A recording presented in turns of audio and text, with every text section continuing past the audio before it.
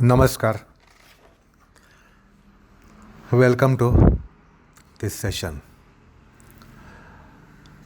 We are commencing the Chittaprasadanam, the Chitta Parikarma, the purificatory process for Chitta. The reference is like this, that Ekatattva abhyasaha has been mentioned. In order that our practice of yoga is smooth, in case of obstacles, they are set aside, or they are mitigated, or they are nullified, or they are neutralized. And therefore, the Chitta Parikarma topic has been commenced. And as I was telling you during the last session, that we do not understand that is the protocol to be going for Japa, dhyana, Japa of a particular kind here, which is for yoga, which is going to be meditation. Other Japa can be done, if you recall the session on Japa, something called Nitya Japa, Chala Japa. It can be done anywhere, anytime, in any condition, in any situation, any circumstance. So there are no conditions. The Japa itself has a very flexible and open architecture.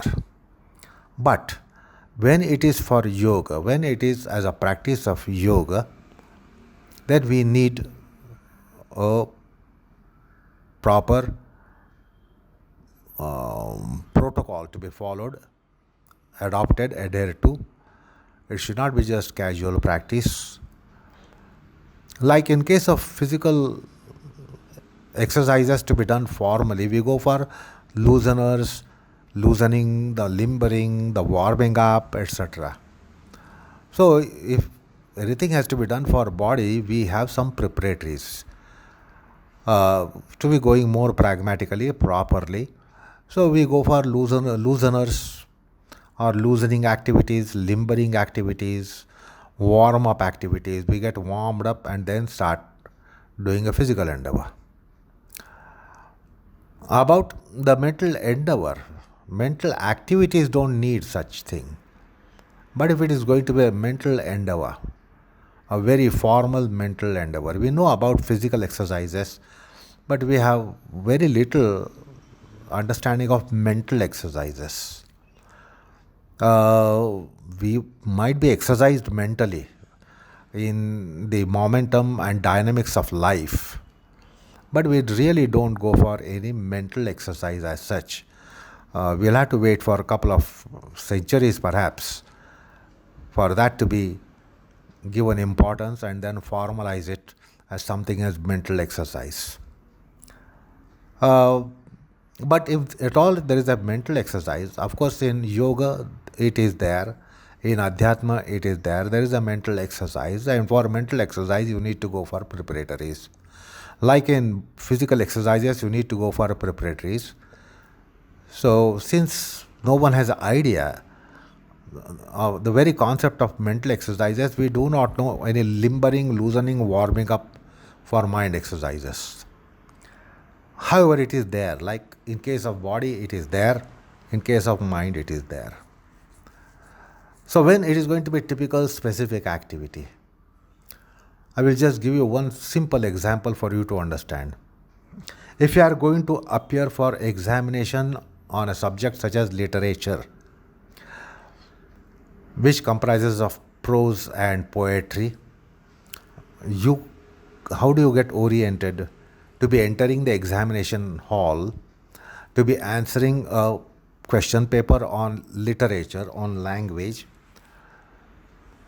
And this is different preparation than entering the examination hall for examination in mathematics. So it's a different preparatory for mathematics compared to language. Different preparatory to physical sciences than social sciences. So just as we differently prepare for examination on language as against examination in mathematics or logic etc. So it's a mental endeavor. To be appearing for examination is a mental endeavor. Whether it is examination on mathematics or physics or chemistry or history or geography or language, whatever it is a mental exercise. Then how do we prepare differently? What will be your fate that you have prepared thinking that it's a examination on language, literature, and by oversight, if you have not really considered it and you have prepared yourself for mathematics, and you enter the examination hall thinking that you will get a question paper on mathematics for which you are prepared until a moment before you enter the examination hall, and then what you get in your hands is a question paper on language. So it's a tremendous jolt. So there are also mental preparatories, mental preparation, mental endeavors, and therefore preparations. So this is an example that I can give you whereby you can understand that yes, there is a mental endeavor, psychological mental endeavor to be appearing for an examination. And then you prepare in that language to be appearing for examination in the examination hall. You do not prepare on something else. You don't prepare on history, geography to appear for physics and chemistry. You don't prepare in physics and chemistry to appear for a language. So, similarly, in yoga, you will be understanding that there is a mental endeavor also. And when there is a mental endeavor, there is a preparatory. Now, if you are going to meditate, is it a physical endeavor? Do you have to flex your muscles to be doing better meditation? Do you have to alert your muscles, stretch your muscles, loosen your muscles, contract your muscles to be sitting for meditation? No. So there is a preparation, different kind of preparation of which we are not aware. So Patanjali gives a kind of that awareness that Ekatattva abhyasa is a yogic endeavor. It's a chaittic endeavor. It is mental endeavor. It is psycho-mental endeavor, psychological mental endeavor to chaittic endeavor. So when you are going to sit for japa, do you want to do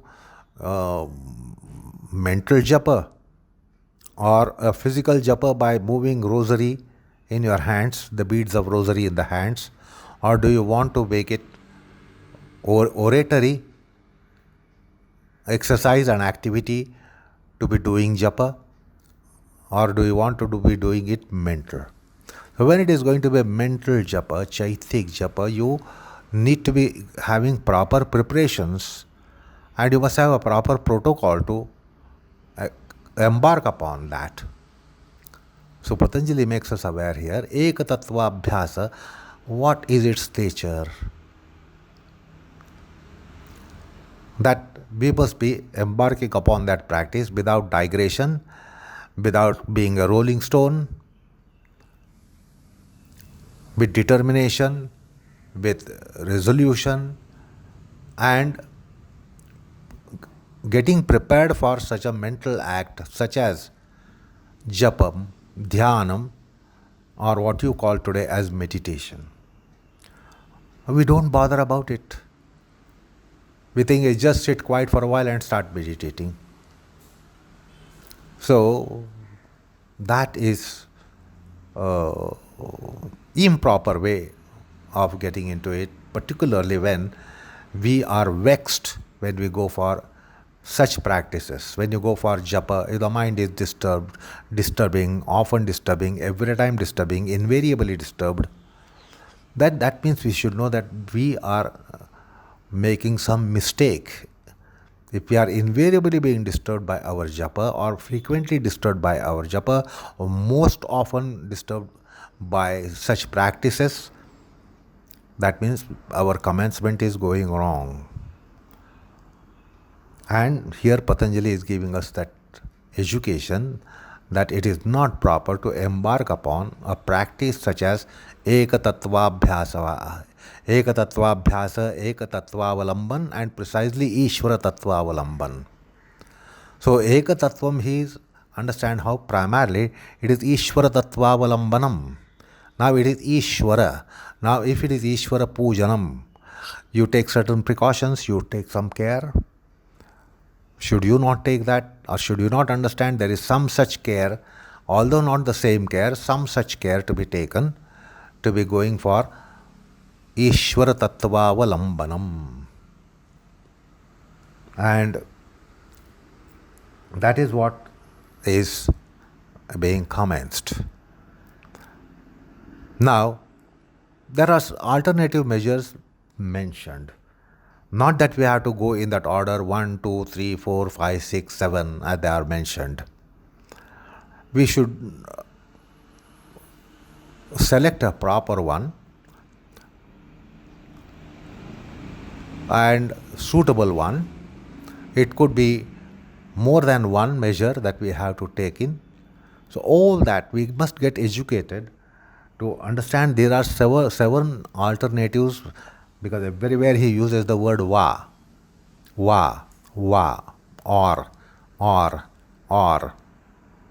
So, we must be familiar with these measures, and we should know which measure is more proper, more apt, more suitable. And then if we need to have additional measures to be taken, which are mentioned herein, we should definitely avail of those, maybe 2, maybe 3, maybe 4, maybe 5, maybe 1. So, there are 7 alternatives mentioned. So, we must be familiar with these 7 alternatives.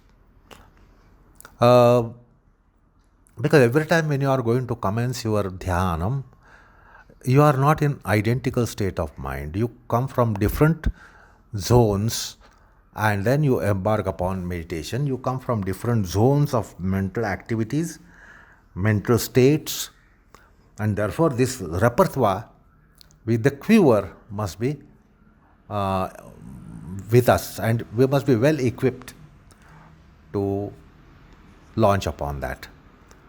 What do I mean here? See, if you are considering your yoga as asana practices, so how to go about depends upon the given condition there. It could be early morning, it could be a little late morning, or it could be early evening or late evening. So you should know that in different times you have different body conditions. Your morning body is different than evening body. That's one thing. The other thing is the weather condition. The weather of yesterday and weather of today is not necessarily same and need not be same and should not be same. So weather condition will change. So you take into account the weather condition, the climatic condition. We have summers and winters and other seasons.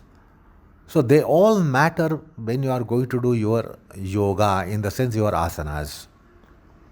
Then your personal condition, on a day you are greatly indisposed and yet you are going to do it. Or you are little indisposed and you are going to do it. You are well disposed and then you are going to do it. So you will be disposed in different degrees. So that also is going to decide on how you will go about and how you should go about. So there is no regimen. Like every morning you get up and take your cup of tea or coffee, whatever is the day, it may be Monday, Tuesday, Wednesday, Thursday, Friday, Saturday, Sunday. It might be 5 o'clock or 6 o'clock or 7 o'clock or 8 o'clock in the morning. Once you get up, you want your cup of tea or coffee. It is not like that. Because your day doesn't commence unless you have your morning cup of tea or coffee. You might have got up at 4 o'clock or 5 o'clock or 6 or 7 or 8 or 9. It is not like that. Commencing your whatever yoga, maybe form of asana, form of pranayam, It won't be like that. You consider all these things, and you should consider all these things because they do matter. Similarly, for Ekatattva Ekatattvaavalambanam, Ishvara Tattvaavalambanam, you will come from different states of mind. Not that every day you are getting up in the same state of mind, and not that every time when you are going to launch your Ekatattvaavalambanam, you are in identical state of mind. Maybe you will get up in same state of mind every day. But the moment you get up, you know how the shuffling takes place, depending upon what is ahead of you on that particular day and every day. So similarly, this education is so important. So when Patanjali is mentioning the first measure, it doesn't mean that is the first measure to be taken. It is one of those 7 measures. Now, this first measure, which is by way of a sutra, Maitri, Karuna, Mudita, Upekshanam, Sukhadukha Punya Punya Vishayanam, Bhavanatas Chittaprasadanam. So, how is this taken, rendered? Usually it is rendered as practice Maitri Bhava, friendliness. Practice Karuna Bhava, compassion. Practice Mudita Bhava, gladness. Practice indifference, Upeksha. With respect to what? Sukha, Dukkha, Punya, Apunya persons. So, Sukhi, Dukhi, Punyavan, Apunyavan. With respect to these 4 kinds of people, that means have a happy, delighted, joyful, or sad, sorrowed, or virtuous, or vicious. What has to be done? Respectively, Maitri Bhava, friendliness, Karuna Bhava, compassion, Mudita Bhava, gladness, and Upeksha Bhava, indifference. So practice these principles. This is what being suggested. And therefore, one thing that Patanjali is giving a normative principle, how to conduct ourselves in this world. That we will come across people who are happy, people who are sad, people who are in good and noble and virtuous acts, and people who are in vicious acts, ignoble acts, wicked acts. So, happy people, sorrowed people, virtuous people, vicious and wicked people. So, these 4 kinds of people, and then how to react.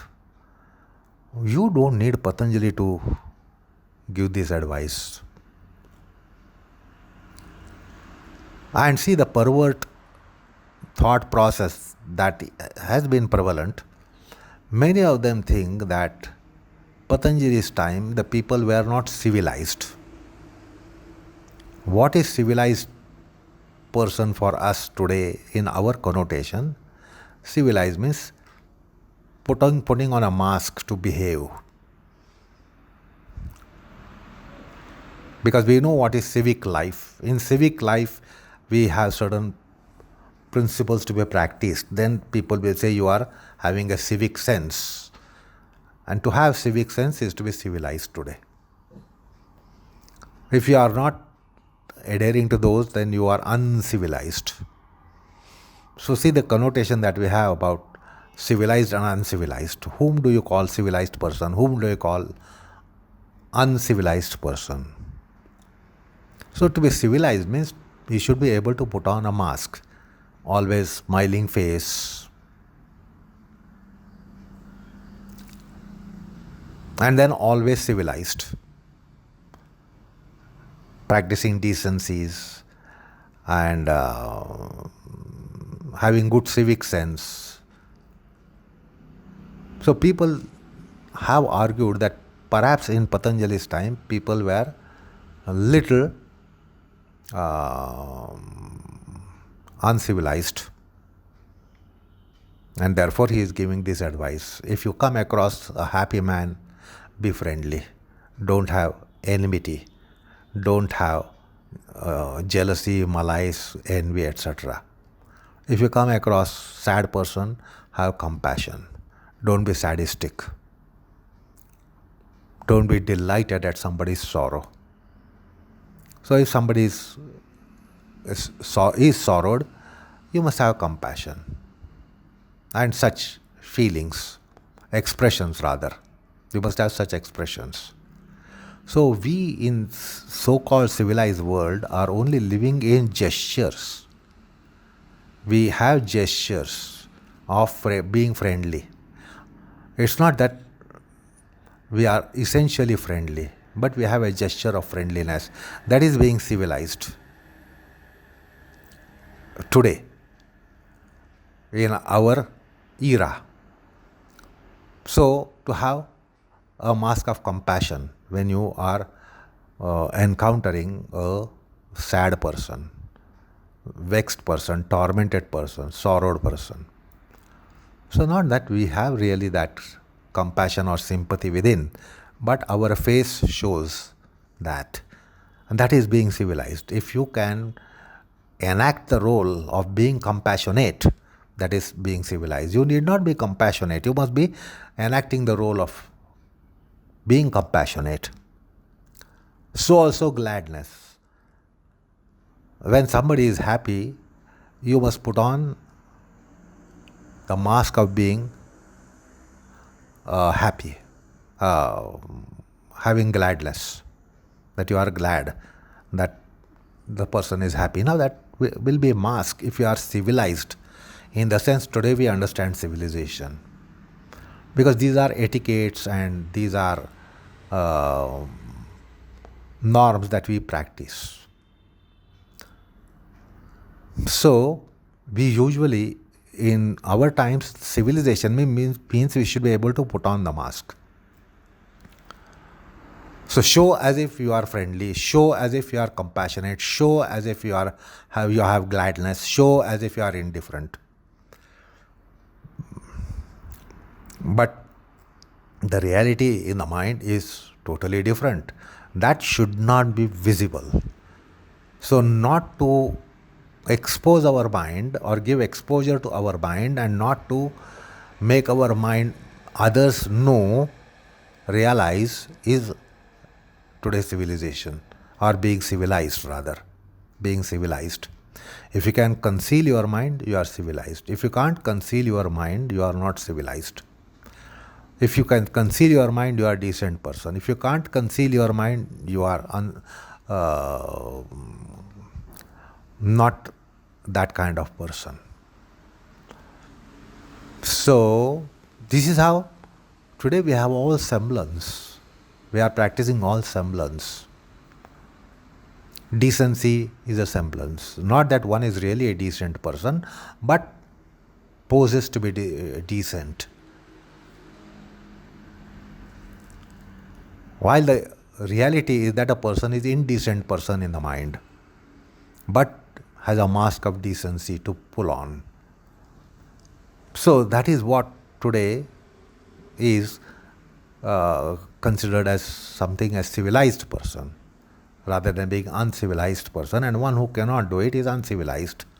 This is the connotation today that we are practicing, and according to which we are practicing our norms. So it is not that Patanjali is advising that be friendly when you come across a happy man, happy person, etc. You don't need Patanjali to be advising this. Even you and me can be giving these advices, how to be decent, how to react, and how it is proper and how it is decent to be reacting like this. So that is not what being mentioned. Even if you practice that, it doesn't mean you sit for meditation and you have a smooth passage. You try that. Practice decency in your life and then sit for your Padmasana or whatever position for meditation and your Japa.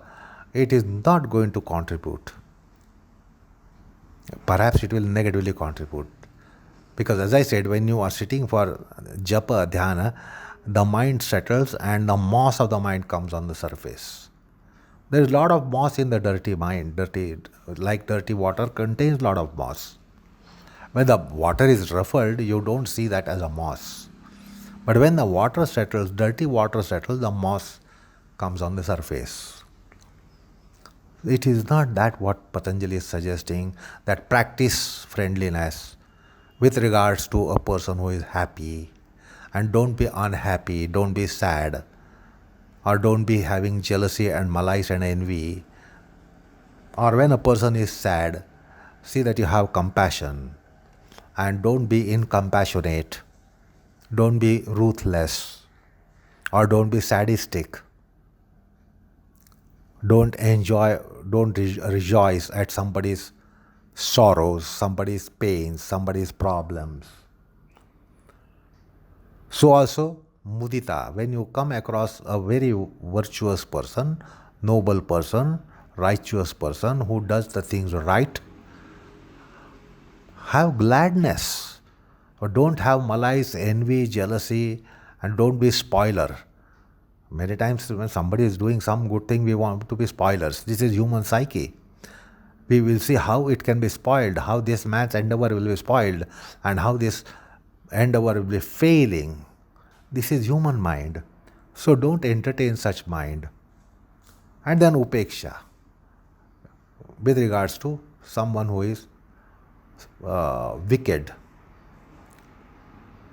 So these are the bhavanas, and Patanjali says that the practice these bhavanas with regards to these four conditions that you might encounter, four kinds of people that you might encounter. No, this is not the advice, and you don't need Patanjali to give this advice. Any counselor, today we have who give counseling to people having mental conditions. They can do it. You and me can do it. Any Tom, Dick and Harry can do it. Giving such advices, preaching norms, anyone can do it. One who is not practicing also can be doing it. Perhaps the person can do more effectively also. So that is not what Patanjali is saying. He doesn't say practice these bhavanas. Then what is it? It's a sutra having very deep purport.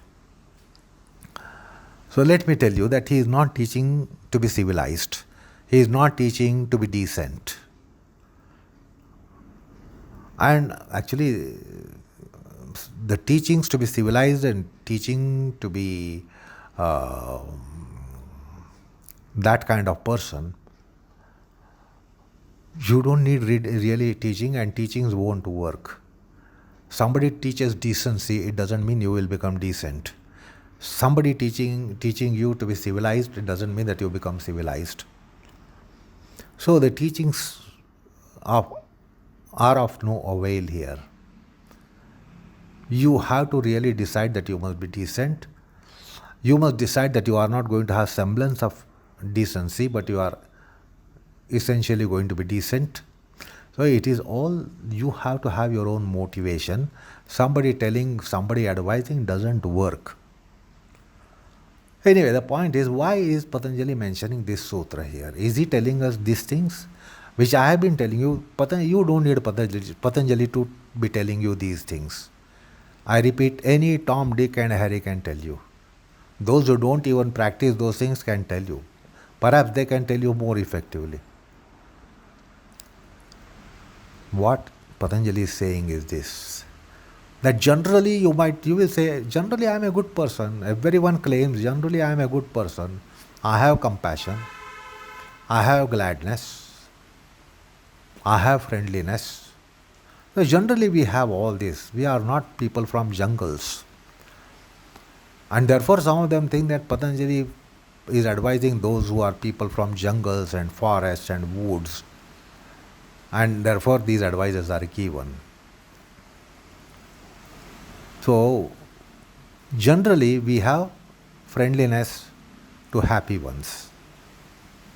Let's assume that we are good people for time being.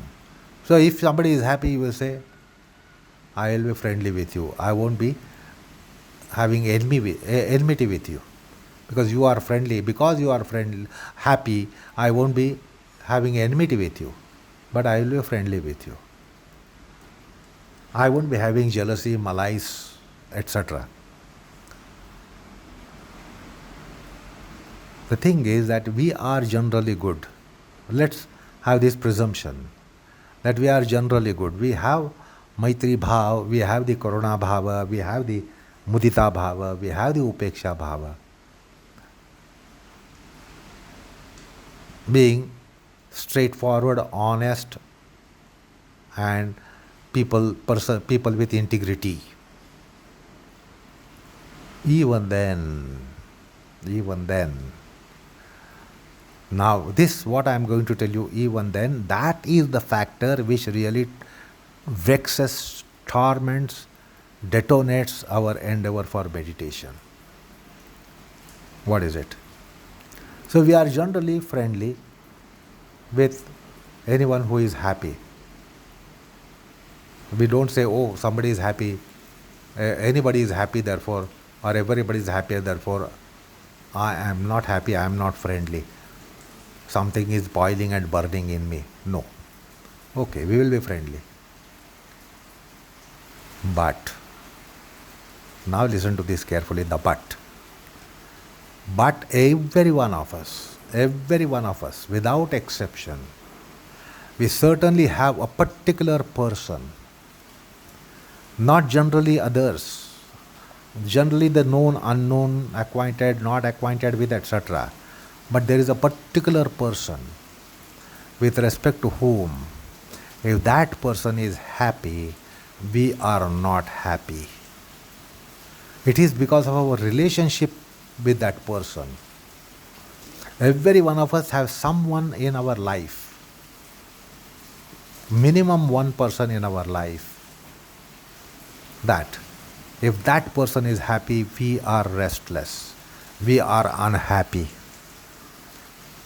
we are intolerant. The negative state of mind bubbles up, boils up, and explodes within us. Generally not. But there is one person as an exception, minimum of one person. So if that person is happy, we are not happy. Not only not happy, we are sad, we are crafty, we become unscrupulous, we become wicked even, we become wicked to do something and harm the happiness of that person. So what you call as your enemy. So every one of us, we have someone like that in our life. Then if generally anyone is sad, we also say, I am also sad. And we have compassion. Oh no, this should not have been happening. So generally we have compassion for those who are in sorrows. The more closer ones to us, we have greater sorrow. More often, greater sorrow than that person has the sorrow. If the person is too close to you, the person might be having 1 unit of sorrowness, but you have 10 units of sorrowness. It is because of your affiliation with the person, the association with the person. But we are never having opposite. It's not that we will not have compassion. We will have compassion, certainly have compassion. But there is one person in our life, again I say minimum one person in our life, if that person is sad, we do not have compassion, but we have delight. Or we have this sadistic mentality. Yes, this should have happened to him or her. We have this negative mentality towards at least one person in our life. So we are supposed to identify the people that whom we like and whom we don't like, and then try to understand how do you react with a person whom you like and whom you don't like. Then there is third category of people whom you don't know even, and you don't like or dislike even. Many times we do not know the person, but we either like or dislike the person at the first sight. What you call as love at first sight. There is also hate at first sight. For no logical reason, we will hate the person. Just as with no logic, we love a person.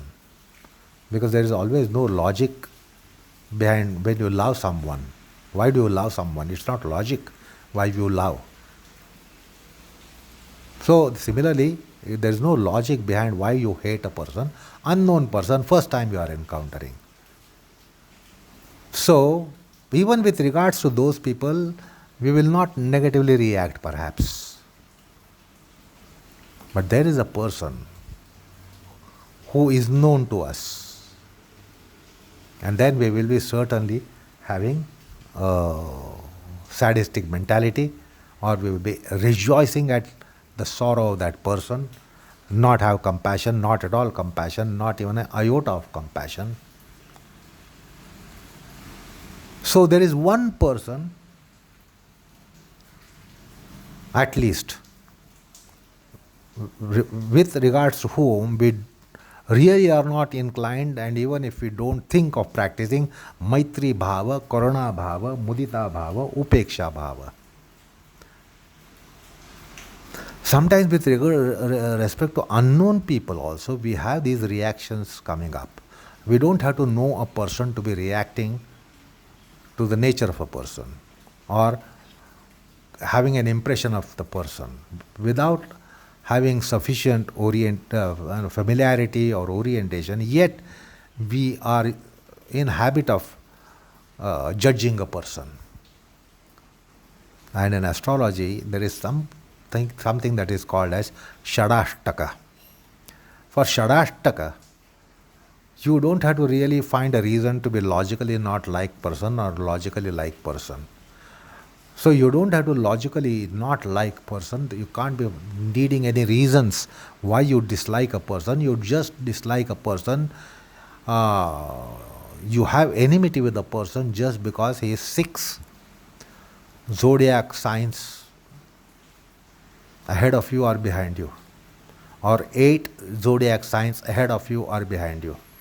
This is what in astrology it's called Shadashtaka. So for no reason, you will be having some kind of mismatching wavelength. So what is being said is that identify that one person with regards to whom you have unusual reactions of the nature of amaitri, shatru bhava, akaruna, nairgrunya, cruelty, or mudita, and not having mudita but opposite of it is exasperation, anger, dislike, somebody being virtuous you don't like, somebody doing right things you don't like, and the person is doing right thing, why should you dislike? Yet you dislike that person doing a right thing. And upeksha, that person who is doing something where you should be having total neglect, but you can't neglect. Perhaps you stand by the person. You side that person because it is your person. You are not indifferent. So we need to identify such people in our life. They are then there in everybody's life, what you call as exceptions. And we are supposed to practice what Patanjali is saying, Maitri bhava, Karuna bhava, Mudita bhava, Upeksha bhava.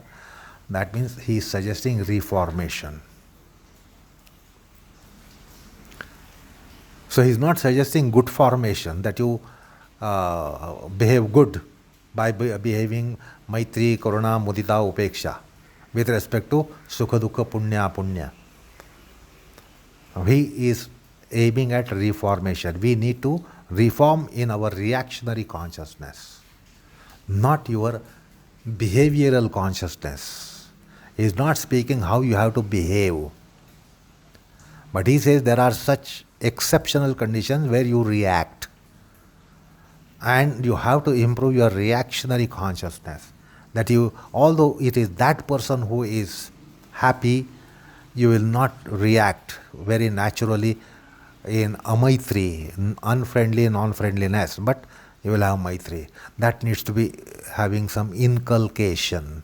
You have to practice friendliness with regard to such a person who is your sworn enemy, who is your rival,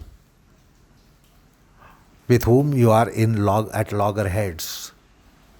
So we need to have the reformation. So what is being suggested is to reform our mind by identifying where we unusually react, and not in a good way. We react in a bad way, unusually, spontaneously, organically. So there is always a person in our life, at least one person in our life. There will be more than one also, but at least one, with regards to whom we need to improve our reactions. We need to reform in our reactionary consciousness. So he says, reform yourself and work on your reactionary consciousness and have friendliness towards, even if that person is happy, you must be friendly. Generally you are friendly with everyone, known or even unknown people. You will be happy. Even if the unknown person is happy, you will be friendly. So also Karuna. Identify that particular person where you have exceptional reaction, exceptional reactionary consciousness, because he is a sworn enemy to you. Or there is Shadashtaka. Let me not entertain that. Let me reform. So you need to reform yourself, how you conduct yourself, not with your friend circle, but how you will conduct yourself with that circle which is not your friend circle, maybe enemy circle. So it needs lots of reformation, transformation in your consciousness substance. So if you do that, then that moss will not be there. Otherwise our mind is dirty. It is because of bad people are around us.